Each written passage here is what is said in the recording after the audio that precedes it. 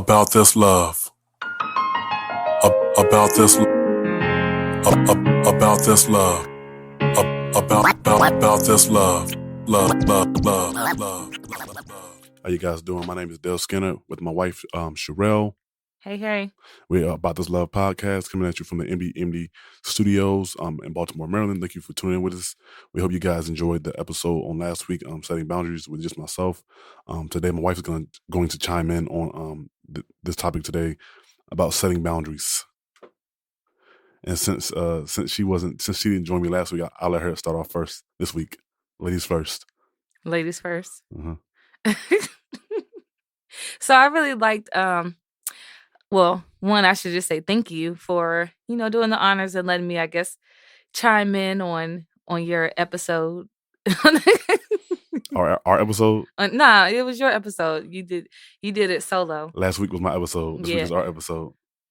Okay, fine. But no, so I definitely enjoyed, and I hope you all enjoyed the episode last week, just about setting boundaries. And I hope that it helped you to really take a step back and look at the boundaries that you may have set. Like, I know Dale, or may not have set, or things that you thought you had in place, but oftentimes we don't have clear lines with just certain people, certain things that we will do or will not do in life.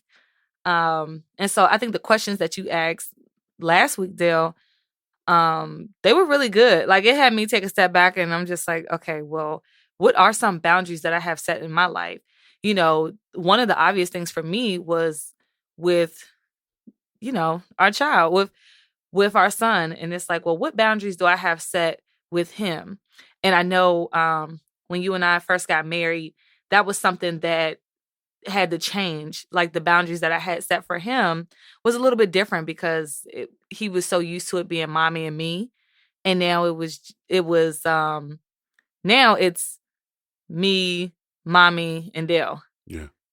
And so I think that was one, like, in my life, one thing that I had looked back on. I was like, well, that's a major boundary that had to be set, had to be changed. Like, for example, I don't know, like, we used to share a bed at one point in time. When you're single and you're going through financial issues, you're moving from place to place. And it's not like you're moving from place to place, but, from year to year, it's like, oh, well, I got a 2-bedroom, then I got a 1-bedroom. And so now we need to adjust. Or remember the time my apartment got flooded? I had gotten put out of my apartment because it got flooded from the apartment upstairs. And it was just kind of like, all right, well, we're going to have to go somewhere and, go back to our family's house. Well, and of course, that was fine because it was just my son and I. But then he got used to sleeping in the bed with me because we had to do it for a certain period of time. But once you and I got married, it was like, no, you need to go and be in your own room. I mean, but he still slept with us sometimes. Well, yeah, actually, the first year, a lot of times. Well, yeah, that was like on the couch and just, if you got scared and things like that. And so, but we still had to set that boundary. I know that's a boundary that people set with their children, or they may not set with their children. They may be totally okay with their children coming into the bedroom with them and sleeping with them. But it was just very different for him, I know. And it was very different for me because that's just something that I was used to. And you were like, no, we're not doing that. We're not going to keep doing that. And so I'm just like, yeah, I could see how that could be problematic, And I do appreciate us setting that boundary because even when, I don't know, I just want to go lay down. I just want to go lay down, take a nap, just break away from you guys. And it's just like, okay, good. Doors closed. No one's going to bother me. He's not going to come in here. He's not going to come in here. I mean, I don't know. Maybe sometimes he used to like sneak in the bed when I would be taking a nap and I wake up. Oh, remember the cat used to do that too? Yeah, but it would like crawl, sleep on top of the bed. You said what? I was thinking, did it sleep on top of the bed or what? I forget the cat. Oh no! Remember one time you said you came home and I was taking a nap and the cat was sleeping. on top of me. You were like, the cat was right on top of you. You didn't even see. And that's back when we had cats. And I was just like, no, that cat wasn't. This cat was so obsessed. And that was another boundary. Like, people don't think about that, but that was another boundary. I mean, even with our pets, it was like, you know, I had to put the cat out of the room. I had to shut the door when I went to sleep with the daggone cat. Because we don't do animals in the bed. That's a no. Yeah. In our household, nah. Animals are filthy. You're not about to climb in my bed where I lay. Nah. What, fresh? You don't like that deal? Fresh out the litter box? Nah. Get cool. that warm. Nah, I'm cool. That warm litter box aroma. I'm an animal lover, but I'm just not that dedicated. Okay. But yeah, so I mean, you know, those are just a few examples that I reflected back on. You know, when I was listening back on the episode, when you were speaking about like the boundaries, and you had phrased the question or asked the question, what were some boundaries that you have set in your life? And so those were a few. When we first got married, I had thought about that. There was another one too. There was something else you had mentioned about people not being married. Yeah, people not being married. And I was like, well, why didn't you mention in the episode? And I mean, I'm glad that we're, you know, doing this part 2, this continuation. But I was wondering, well, why didn't you mention, you know, people not being married, you know, coming to the house and you will offer for them to sleep in separate rooms? It's funny because actually my grandmother did that and does that to this day. Like, if you're not married, she don't care how old you are. It's like, well, we have other places for you guys to sleep. You know, Yeah. I'll make arrangements for you all, and it's not a question of like, I mean, some people have tried her, but it's not a question of like, well, we grown, why not? It's just okay. You grown, but you're in my house. Well, yeah, that's my house. I pay bills in my house, so. Well, yeah, but you know that could be that's something else too. And I just kind of cringe when people say I pay bills, because then what if somebody helps you with bills? Then they could be disrespectful. No, what I'm saying is what I was saying is from the line that I was saying is that if and this is just how I feel about it, and this is how I was raised by my pops and my mother when I was younger. My father would teach us, you know, when you go to somebody's house, you know, for a long time. It's just certain parts of people's house you just don't go in. And my mom and dad would always be like, you know, if someone sets a rule in their house, that's the rule. You don't question it. You don't ask questions. That's their house. If you know, if you don't like it, you can leave, you know, because that's the place where they pay the mortgage or the rent or, you know, the bills, the utilities, the cable. Even if you are living with somebody or moving with somebody, you know, temporary, you're still, even though you're living with me, still, you know, respect the rules that I set, you know, in place in my house. You know, in the past, before I got married, I've lived with I've lived with my brother and his wife, you know, and different people, and it's like whatever. Yes, it's some rules that people set up that I did not like, but I never questioned it because that's their house, you know, and also I never felt like it was unfair, you know, or belittling in any way. So it's just you just gotta be respectful to other people's homes and the rules that they set. It's like it's not really up for debate. You know, this is my home, you know, and hopefully any rules that I would set for someone coming into my home, I would be, you know, respectful of you, but also not really caring how you feel, because you know this is my house. You know, and you know, like my pops used to say when I was a kid, if you don't like it, you can always leave. You know, you don't have to stay. You know, Right. but I always tell people, you know, I prefer that you stay. I don't want you to leave, but if you feel some type of way or if you don't like the rule that I set in my house, then I 100% understand. And, you know, hey, to each his own. You know, I'm not gonna be upset with you or mad, you know, with you. Likewise, I hope you wouldn't be upset or mad at me for the rules that I set inside my home. You know, where I raise my children and my wife live. You know, Right. Well, you know what? And I wanted to touch on that because, like I said, in the last episode, you did not mention, like you mentioned that about other couples, but you didn't mention our experience. We had traveled together before we were married several times. Mhm. And everyone knew that we were together, like we were engaged, and they knew we were getting married.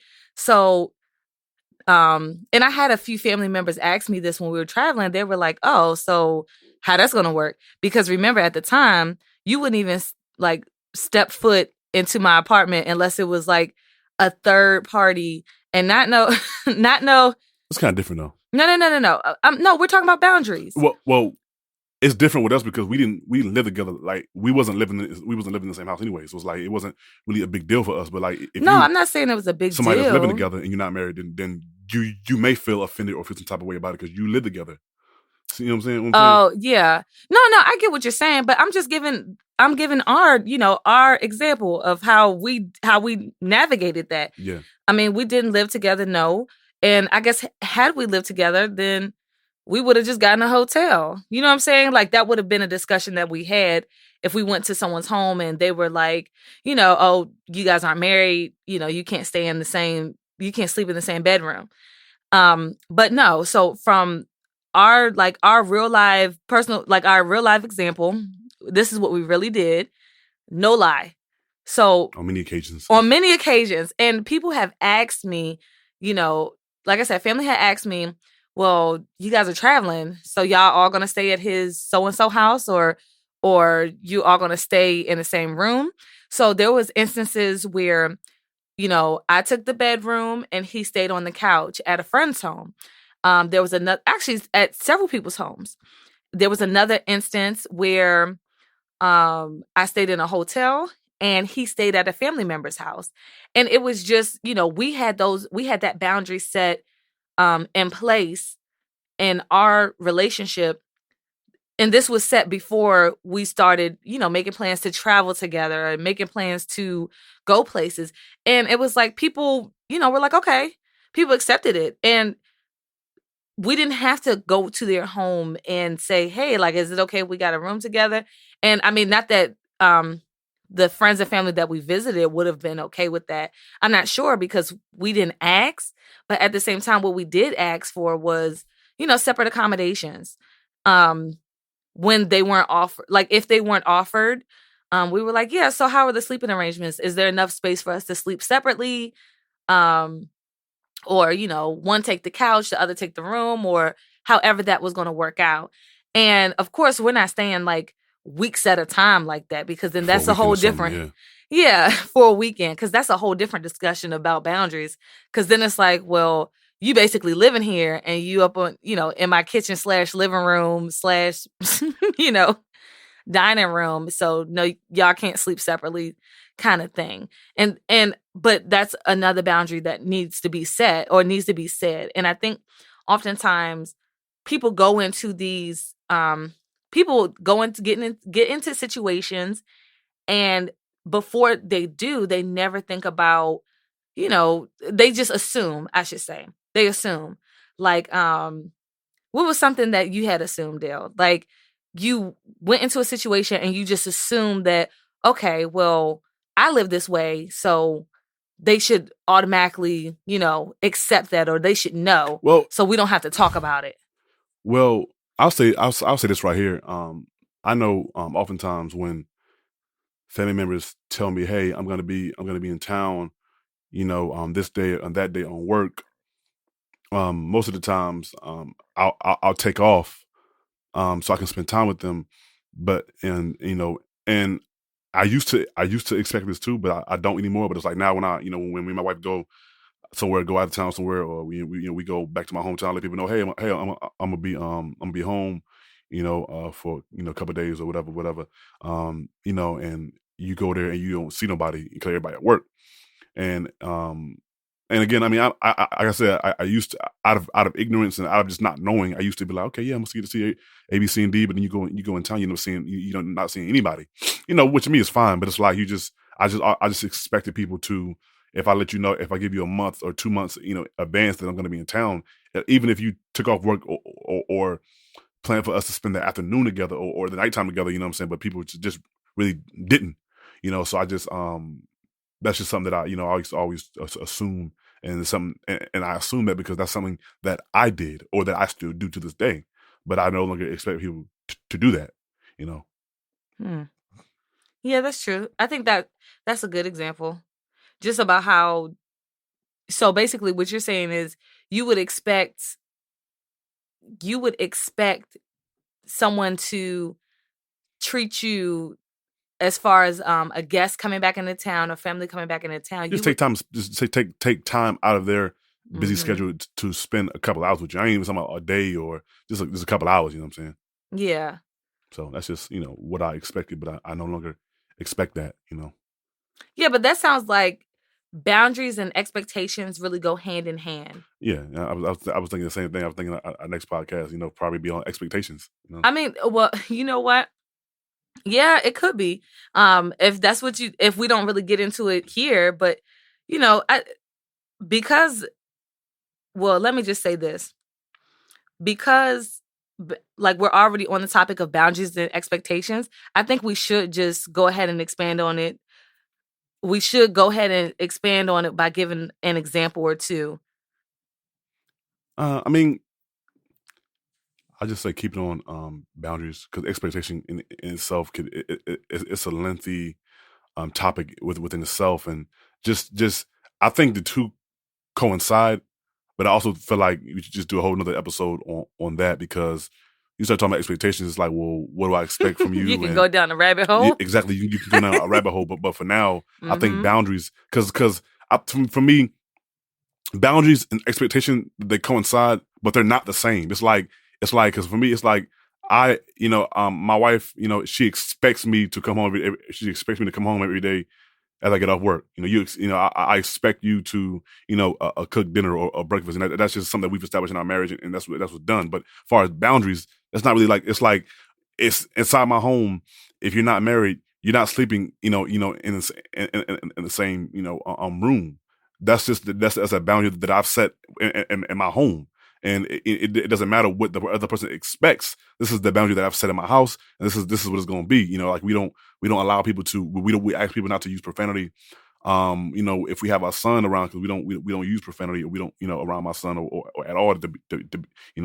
So it's like you can't be around my son talking reckless. You know what I'm saying? It's like, hey, I ask you, hey, can you please refrain from speaking like that? If not, well then we have to roll out. I have to leave. I don't allow my son to be around that kind of language. So there's just boundaries is something like this is what it is.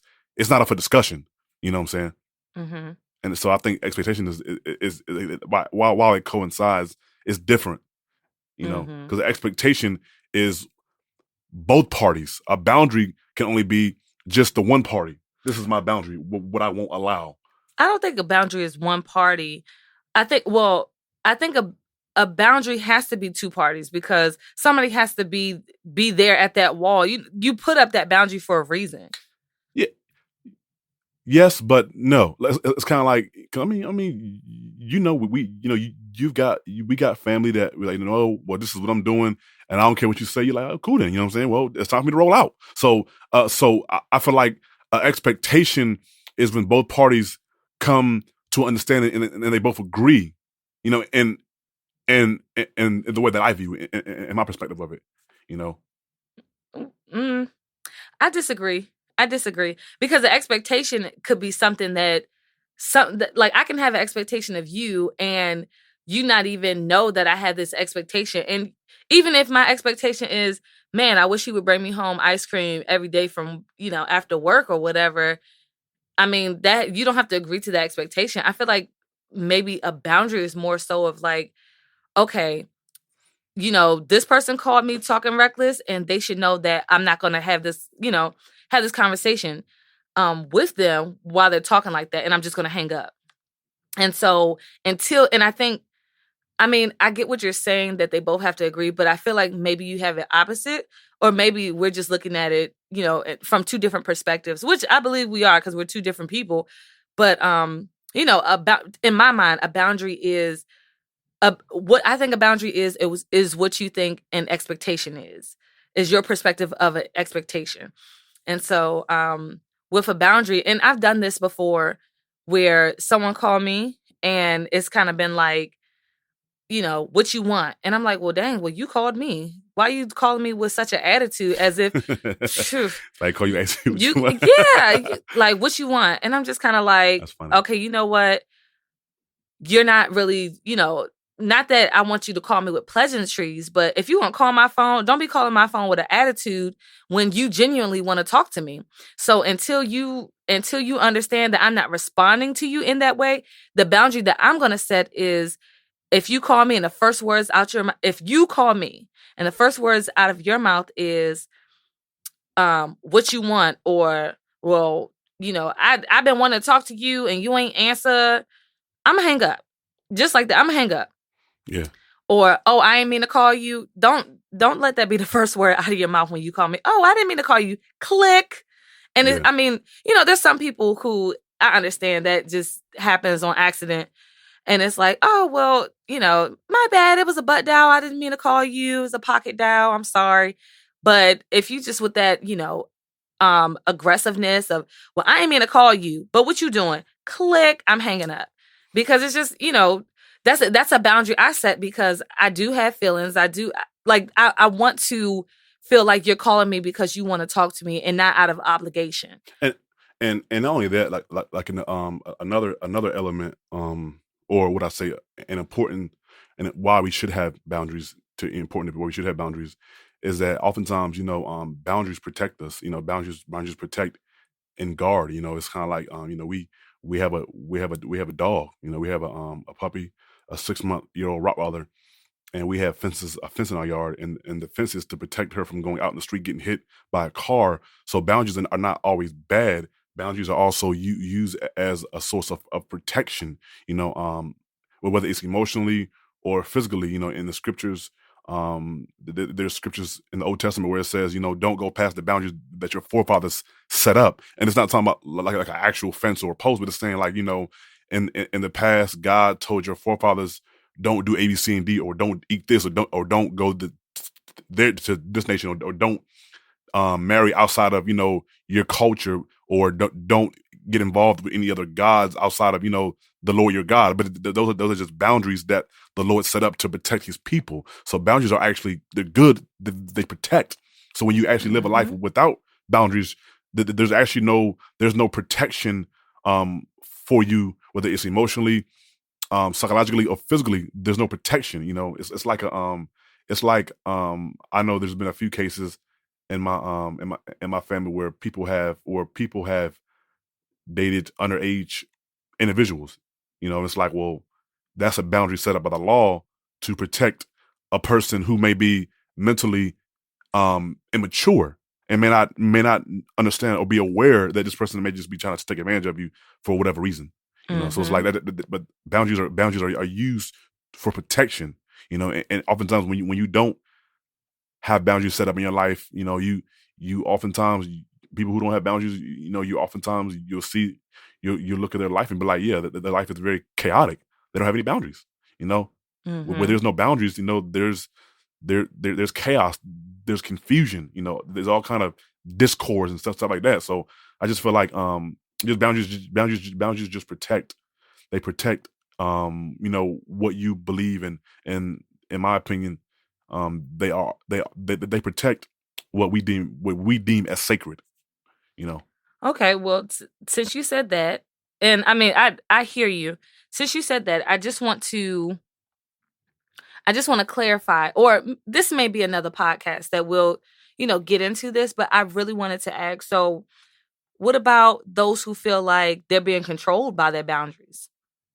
I mean, and like I said, we can do another podcast on this. We can continue on the conversation at a different time, because we don't want this episode to run too long.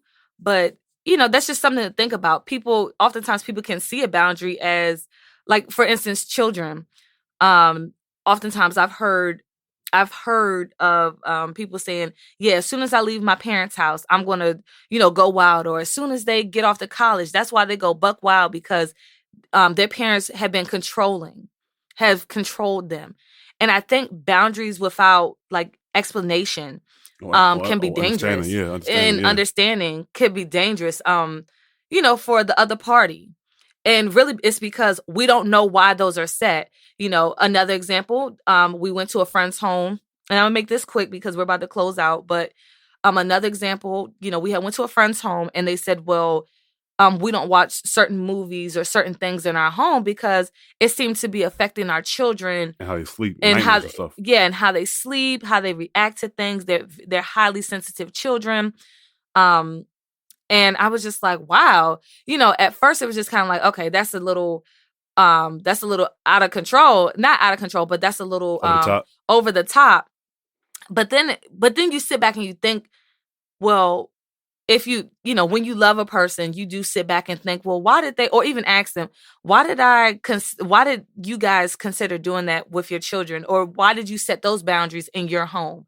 You have those conversations, and it's not as though, oh, because that's the law in their home, then that's what we should be doing in our home, because that might not work for us, or what have you, whatever the boundary may be. But, excuse me. But that boundary that they set was for a good reason, and it was to protect their children.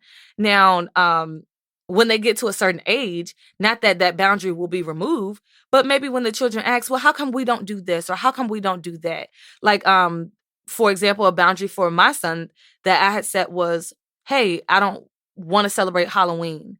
And so it was kind of like, well, are you being over religious about it, or what's the reason why? And I was like, well, he's like screaming his head off in the middle of the night after like watching scary movies, like kid appropriate scary movies, or seeing people in masks.